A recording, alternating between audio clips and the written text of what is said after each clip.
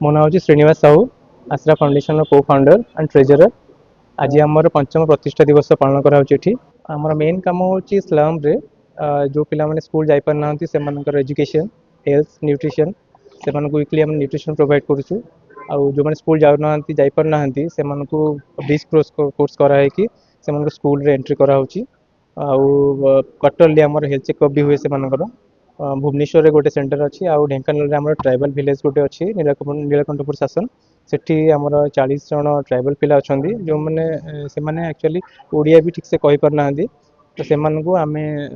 भाषा ओडिया को ट्रांसलेट कराई शिखा जाऊँगी शिखेकी तापर से स्कूल रे एंट्री करा देखिए भाई स्लम एरिया रे बहुत गुड़ा फाउंडेशन अच्छा काम करते कि पिला तो खाली पाठ पढ़ाई समाज मुख्य स्रोत पिला निहाती दरकार अच्छी जमी से पाठ पढ़े चाकरी क्षेत्र में आप संस्था से किसी कार्यक्रम हाँ आम आम से प्रथम आम से स्कूल रे एंट्री करूँ 8th पास पर स्किल इंडिया रे से प्रोग्राम भी अच्छी तो से आम ट्राए करूँ 8th पास कर स्किल इंडिया रे पूरेकी से किसी ITI हो कि भी हो टेक्निकल जिनस से शिखेकी तो से किसी बिजनेस एक्चुअली स्टार्ट करेंगे तो से सब जिन बस्ती अंचल पिलाने जो रोचे भुवनेश्वर साई बस्ती हो जो भी बस्ती अंचल पिलाने परिवार खातिर बहुत कष्ट हुए कारण से चाहते छुआटी पाठ न पढ़ी कर्मक्षेत्र कौन गोटे कम करूँ केते कष्ट हुए अपने गार्डियन मान बुझे पिला मुख्य सत्व आने को एक्चुअली तो बहुत कष्ट होता है टिके लाइन को आसतु से पेरेंट्स माने सब डेली लेबरर्स तो से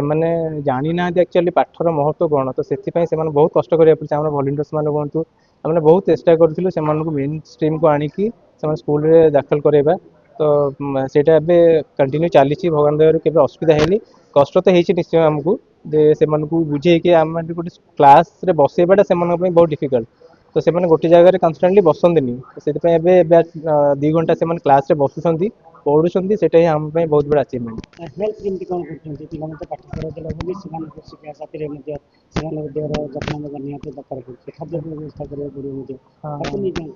आम से वीकली गोटे न्यूट्रिशन प्रोवाइड करुँ जो थे कि आमर छतुआ पैकेट रोचे हाफिल छतुआ पैकेट रोचे फ्रुट्स रोचे केक रोचे बिस्किट रोचे एवरी संडे आम से प्रोग्राम कंटिन्यू चली एपर्तंत 5 वर्ष है ता सहित से हेल्थ चेकअप आम क्वार्टरली हेल्थ कैंप भी करुँ डॉक्टर मैंने आसुँच फ्री मेडिसिन जे मैंने जी आसूँ से प्रोवाइड करुँ जो जी न हो प्लस आम से आनी कि प्रोवाइड ना एपर्तंत आम कौन सरकारी संस्था गोटे टंकाटे भी आम पाइनु कौन CSR फंडिंग भी आमर ना इंडिविजुअल डोनर जो मैंने अच्छा सांग मैंने अच्छा फ्रेंड्स मैंने अच्छा से ही आमको जहाँ सहयोग हाथ बढ़ी से ही एवं 5 वर्ष आम कंटिन्यू चली सरकार तो बहुत स्कीम अच्छी कि से बेनिफिट गुड़ा एक्चुअली बेनिफिशियरी से पाऊना तो यहाँ आमर आमर जी चेष्टा आम पार्चु से करूँ गवर्नमेंट पाखु गले से कौन स्कीम रोचे से एक्चुअली बेनिफिशियरी पाई पार ना तो आम चाहूनु गवर्नमेंट बेनिफिट आम किसी आमर निज हासिल जी आम चेष्टा करूँ आम पे करूँ आगू से कार्यक्रम आम आम निज चेष्टा जारी रखी जो मैंने देखते आशा फाउंडेशन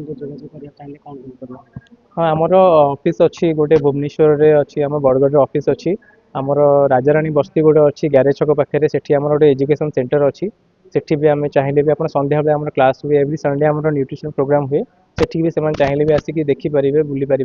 प्लस आम भुवनेश्वर जो बरगढ़ आम ऑफिस अच्छी जो मैंने चाहिए भी आम कांटेक्ट कर पाखे किसी भी नाला से स्टार्ट होता कम से अपपुष्टि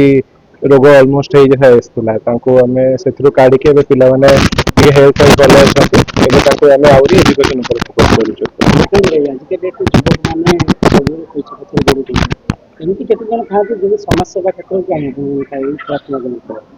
समाज सेवा समस्ते खाली पैसा पछरे गोड़े सेटा ना समाज सेवा करने को ही पड़ो समस्त आग को आनिले ही आम मैंने देशर उन्नति हो पार तेणु से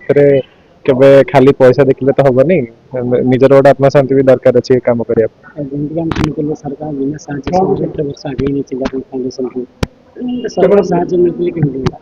भल हाँ माने सरकार तो माने पिला ही कम कर तेणु जदि से आम थ्रु भी किसी करने को चाहिए आम सहयोग हाथ बढ़ाई सब राजी अच्छु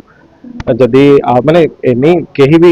माने इंडिविजुअल लोक ठारू आरंभ कर सरकार कौन संस्था पर्यंत भी जदि କିଛି ବି ତାଙ୍କ ମନରେ ଅଛି କି ଆମେ ସେ ସାହାଯ୍ୟ କରିପାରୁନାହାନ୍ତି କିମ୍ବା କିଛି ସହଯୋଗ ଦରକାର, ଆମ ସଂସ୍ଥା ତରଫରୁ ଆମେ ସେଟା କରିବାକୁ ରାଜି ଅଛୁ। ଯୁବପିଢ଼ି ନିଜର ଉନ୍ନତି ସହିତ ସମାଜର ଉନ୍ନତି ପାଇଁ କାମ କରିବା ଦରକାର, ଯେକୌଣସି ପରିସ୍ଥିତିରେ ବି ହଉ। ଖାଲି ପିଲାମାନଙ୍କ ନୁହଁ କି ଖାଲି ବସ୍ତିର ନୁହଁ, ଯେକୌଣସି ପରିସ୍ଥିତିରେ ଯଦି ଆପଣଙ୍କ ଆଗରେ କେହି ବି ଅସୁବିଧାରେ ଅଛି ତାକୁ ସାହାଯ୍ୟର ହାତ ବଢ଼େଇବାଟା ନିହାତି ଦରକାର।